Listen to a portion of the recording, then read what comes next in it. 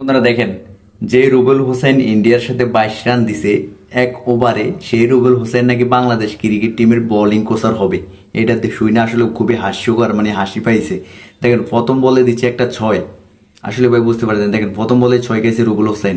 দেখেন দ্বিতীয় নম্বর বল করছে রুবেল হোসেন, সেখানে দেখেন একটা 4 হাঁকিয়ে দিতে দীনেশ কার্তিক।